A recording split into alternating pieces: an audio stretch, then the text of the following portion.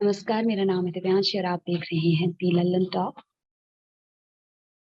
योगेश प्रवीण एक ऐसे लेखक जिन्हें उनके लखनऊ से बेपनाह इश्क ने पद्मश्री पुरस्कार जितवा दिया। एक ऐसे लेखक जिन्होंने लखनऊ के बारे में खूब लिखा, लखनऊ की संस्कृति के बारे में, अवध की संस्कृति के बारे में। कुछ प्रमुख किताबें उनकी रही, पीली कोठी,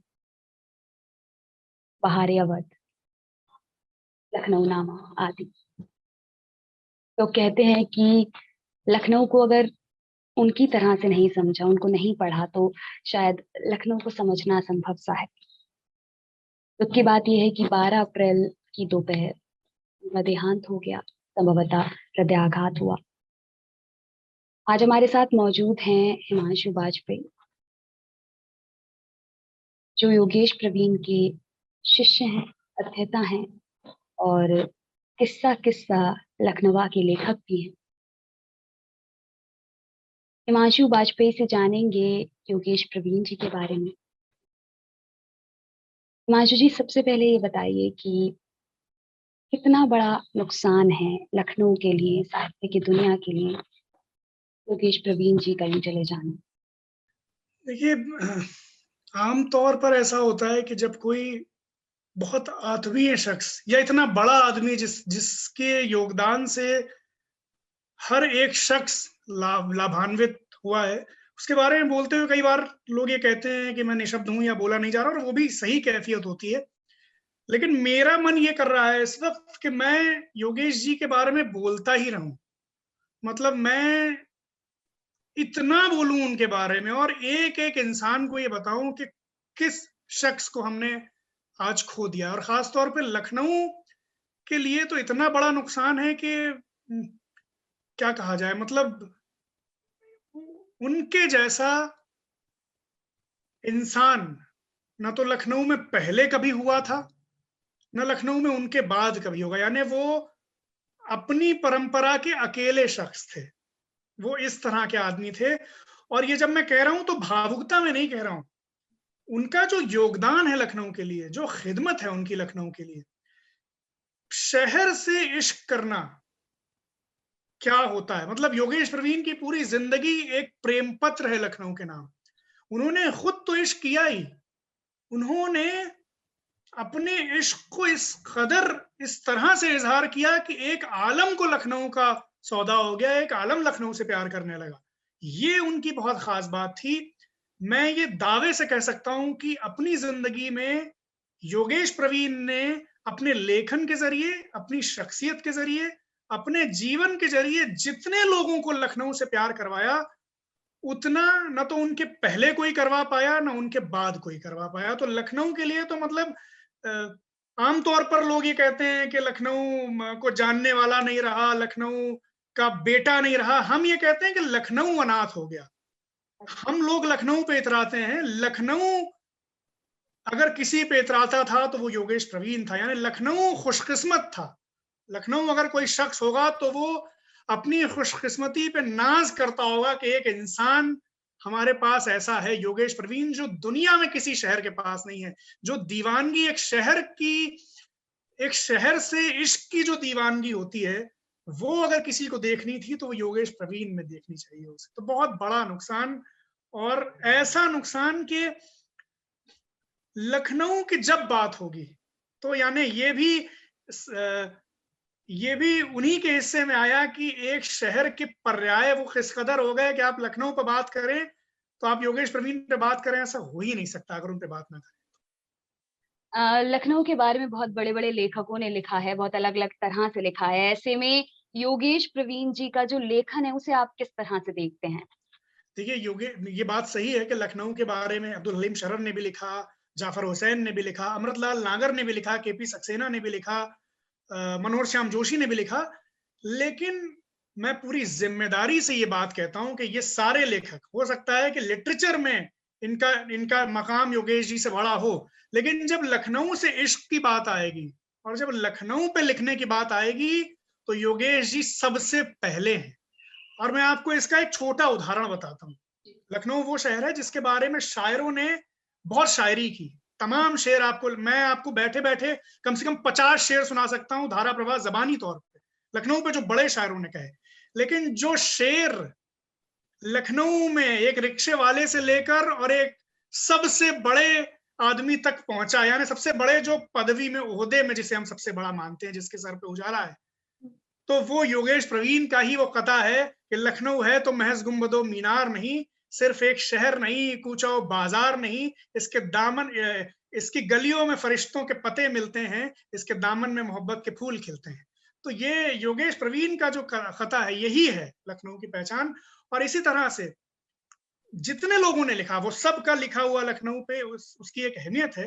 लेकिन योगेश जी की खास बात ये थी कि उन्होंने लखनऊ के कल्चर को बिल्कुल निचले तबके से लेकर बिल्कुल ऊपरी तबके तक समाज में एक भाव से पहुंचा दिया, स्थापित कर दिया। यानी लखनऊ पे लिखने की जब बात होगी तो योगेश प्रवीण की बात होगी, ये उनके अलावा कोई नहीं कर पाया। आप शरर की बात करें, शरर बहुत बड़े इतिहासकार हैं, लेकिन शरर को भी जो लोग जानते हैं वो सिर्फ जो लखनऊ को फॉलो करते हैं वो जानते हैं। योगेश प्रवीण को लखनऊ में हर आदमी, चाहे वो लिखने पढ़ने में दिलचस्पी न भी रखता हो, तब भी वो जानता है, क्योंकि वो इतने सुलभ थे, इतने हर दिल अजीज थे। एक सरल व्यक्तित्व जो होता है उसकी यही पहचान होती है कि उसे हर कोई, भले ही आपने जो बात कही कि भले ही कोई लिखने पढ़ने में दिलचस्पी ना रखता हो, लेकिन उनको जानते सब थे। आप उनके शिष्य रहे या अध्येता रहे हैं, आपका निजी रिश्ता कैसा रहा उनके साथ, इस बारे में कुछ बताना चाहेंगे? मेरा निजी रिश्ता तो आप मतलब हम खुद लखनऊ पे लिखते हैं, और लिखते क्या है, हम तो योगेश जी के बनाए हुए हैं। मतलब हम तो ये कहते हैं मेरी चेतना का निर्माण योगेश जी ने किया और हमें बनाया उन्होंने। तो हम ये भी कहते हैं कि उनके बहुत सारे योगदान हैं लखनऊ को लेके, लेकिन उनका उनका ये भी एक योगदान है कि उन्होंने हमको बनाया है। मतलब हम मजाक में कहते थे कि हम तो शोरूम हैं लखनऊ के, गोडाउन तो हमारे योगेश जी, यानी उन्हीं का माल है जो हमारे यहाँ हमारी दुकान पर सजा रहता है। तो हमने उनकी तरह बोलना चाहा, उनकी जबान में बात करनी चाहिए, उनके जुमलों में खुद को एक्सप्रेस करना चाहा, उनकी तरह बनना चाहा। यानी वो इतने बड़े शख्स थे। और निजी रिश्ता तो ऐसा है दिवांशी की, कितनी यादें, बहुत छोटे हम थे। सबसे पहली बात तो ये है कि अगर हम लखनऊ पे लिखते हैं, या मेरे जैसे जितने भी लोग लिखते हैं लखनऊ पे लिखना कितना हसीन काम हो सकता है, ये हमें योगेश प्रवीण ने बताया, उनको पढ़ के हमें समझ में आया। यानी लखनऊ पर लिखने की जो ललक थी, जो इंस्पिरेशन थी, वो योगेश प्रवीण ने पैदा की। अगर योगेश प्रवीण को हम नहीं पढ़ते तो होंगे बहुत सारे बड़े बड़े लेखक दुनिया में जिन्होंने लखनऊ पे लिखा, और बहुत लिखा, और तमाम शायरी की और तमाम किताबें लिखी, बड़ी बड़ी अंग्रेजी में किताबें लिखी गई, उर्दू में लिखी गई।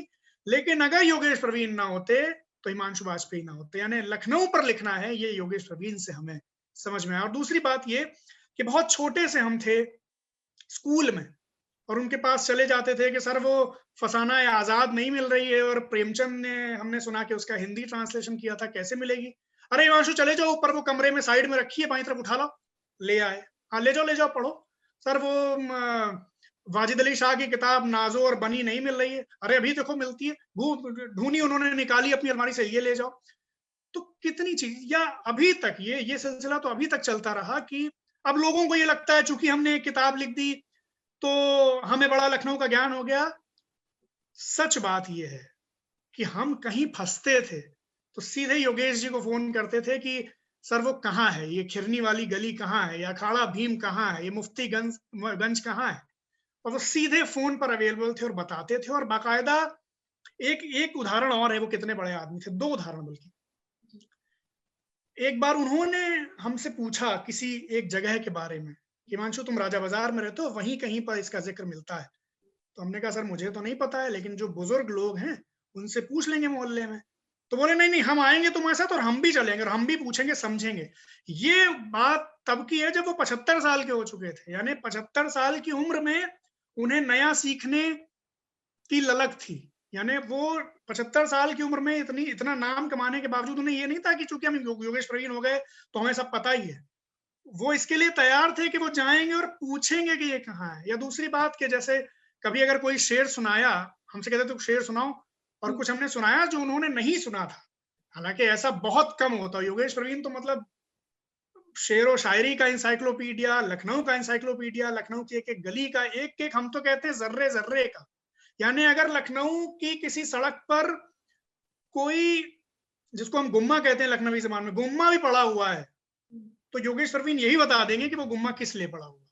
वो इस अरे तरह की उनकी शख्सियत थी। तो हमने ये कहा कि गूगल से पहले वो हमारे अपने सर्च इंजन थे। यानी गूगल में हो सकता है कि आपको कंफ्यूजिंग जवाब मिले, सही जवाब ना मिले, आपको देर लगे, योगेश प्रवीण को आप एक फोन करिए, वो सही पूरी जानकारी आपको देंगे। और हमारे जैसे लाखों लाखों लोग हैं, हजारों लोग भी नहीं, सैकड़ों लोग भी नहीं, लाखों लोग हैं जिनका रिश्ता उन्होंने लखनऊ से बनाया। और हम तो ये कहते हैं कि हम वो हैं जो उनकी रोशनी से चमकते हैं, और हमारा सूरज आज बुझ गया है। तो अभी हम उनकी अंत्येष्टि से बैकुंठ धाम से आ रहे हैं, और हम जब देख रहे थे कि वो उनकी चिता से उठता हुआ धुआं जो है, जब वो ऊपर जा रहा था, तो उनके दोस्त भी थे, नूर साहब, कृष्ण बिहारी नूर, उनके रिश्तेदार भी थे। उनका शेर याद आ रहा था हमें कि मरने वालों को भी मिलते नहीं मरने वाले, मरने वालों को भी मिलते नहीं मरने वाले, मौत ले जाके खुदा जाने कहां छोड़ती है। तो योगेश जी का क्या कहना, मतलब, और ये जो हम महसूस कर रहे हैं दिवांशी जी, इसमें ये भावुकता का रिश्ता नहीं है। ये रिश्ता जो कि हम यही बात अगर आप बात करेंगे तो लखनऊ में हफीज किदवई भी यही बात करेंगे, संतोष अर्श भी यही बात करेंगे, पवन यादव भी यही बात करेंगे, और जितने योगेश जी के सिखाए पढ़ाए लोग हैं वो सब आज ये समझ रहे हैं कि उनके जैसा आदमी नहीं था उनके जैसा आदमी। वो अकेले शख्स थे। और ये हमारी बदकिस्मती है कि हम ये समझ लेते हैं कि कोई शख्स लखनऊ में रह रहा है, लोकल पब्लिशर्स से छप रहा है, तो हम कई बार अन्याय भी, हमसे मुराद है कि जो हमारा एक तरह का सो कॉल्ड लिटरेरी वर्ल्ड है वो अन्याय भी करता है। योगेश जी, हम एक बात कह रहे हैं, हमने उनसे सरल व्यक्ति, और पूरी ये भावुकता में ये बयान नहीं दे रहे हैं, उनसे सरल व्यक्ति हमने अपनी जिंदगी में दूसरा नहीं देखा। उन्होंने कभी फर्क नहीं किया कि उनसे जो पूछने आ रहा है वो ऑक्सफोर्ड यूनिवर्सिटी से आ रहा है या वो लखनऊ में स्कूल में पढ़ने वाला कोई बच्चा। एक भाव से, एक तरह के खुलूस से सबको नवाजते थे, और खुले रखे दरवाजे उन्होंने, कोई भी उनके यहाँ चला जाए, कैसे भी चला, कभी मना नहीं किया। कभी किसी ने फोन किया रिपोर्टर ने कि सर वो स्टोरी, हाँ बिल्कुल बता रहे हैं, तो रिपोर्टर्स की जो बिरादरी है, पत्रकारों की, उसे तो खास तौर पे आभारी होना चाहिए। और क्या कहें, मतलब कैसे लखनऊ वैसा आदमी ही नहीं है, मतलब वो अपनी तरह के अकेले शख्स थे। जितना आपसे बात करके उनके बारे में समझ पाए हैं, तो वो जो होता है किसी व्यक्ति के बारे में जान के कि काश इनसे मिले होते, तो वो फीलिंग अभी आ पा रही है। तो बहुत बहुत शुक्रिया ये सब बताने के लिए। आखिरी सवाल हिमांशु जी, की अब उनके जाने के बाद स्मृति की राह को कैसे देखते हैं, लखनऊ उन्हें कैसे कैसे याद करेगा? देखिए, मैं थोड़ा सा खिन्न भी हूँ। पूरी जिंदगी उन्होंने लखनऊ को दे दी, वक्फ कर दी लखनऊ के लिए। उन्हें निजी किसी भी चीज का मोह नहीं रहा, ना संपत्ति का, ना किसी चीज का, ना शोहरत का, ना लोगों का, मतलब निजी तौर पर। और उनको आखिरी वक्त में जब उनकी तबीयत बिगड़ी, तो एम्बुलेंस ने इतनी देरी की, और आखिर में एम्बुलेंस नहीं आई, उन्हें प्राइवेट गाड़ी में लेकर के जाना पड़ा, और एम्बुलेंस टाइम पे नहीं पहुंची। और बताया गया, फोन किया गया तो बताया गया कि एम्बुलेंस दूर है, तो वहां से आने में टाइम लगेगा, दूसरे को फोन किया जाए।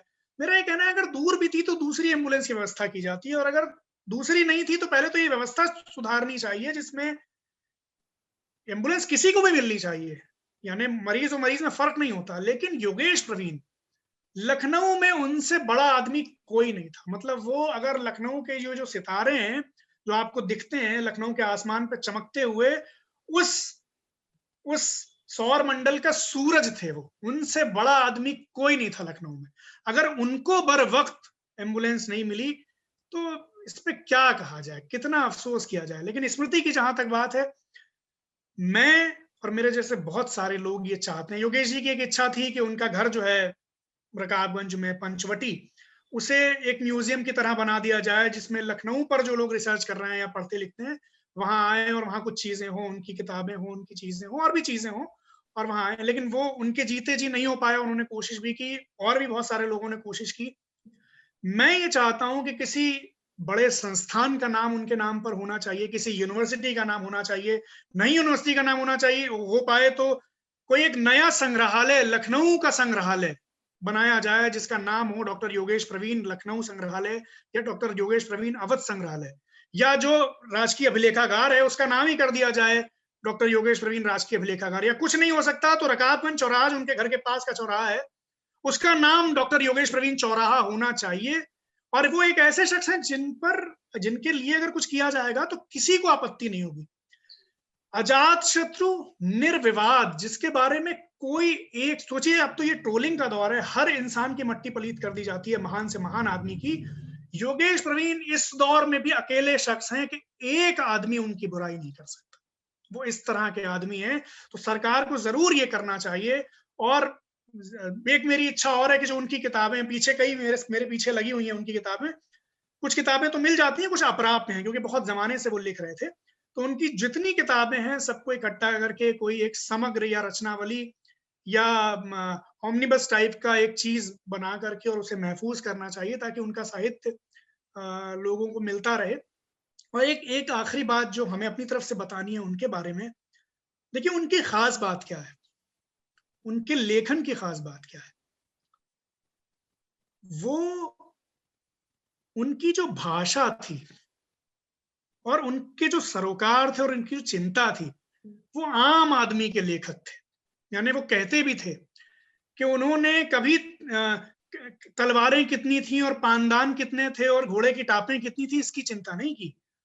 उन्होंने दीवाना वार भटकते भटकते बिल्कुल उनके पैर घिस गए होंगे और उनकी चप्पलें टूट गई होंगी, एक एक गली कूचे में भटकते भटकते वो इतिहास जो अवामी इतिहास है वो उन्होंने लिखा बिल्कुल आम लोगों की जबान में। और क्या उनकी जबान, हम ये कहते हैं कि बहुत सारे लोग मशहूर हैं कि उनकी जबान बड़ी लखनवी है। नागर जी बहुत मशहूर है, नागर जी तो योगेश जी के गुरु थे और हम ये कहते थे कि हमने नागर जी को नहीं देखा, इसका रंज है हमें, अमृतलाल नागर को हमने कभी नहीं देखा। हालांकि चौक के रहने वाले, मेरे पड़ोस, मेरे मोहल्ले के रहने वाले, लेकिन कभी नहीं देखा उनको।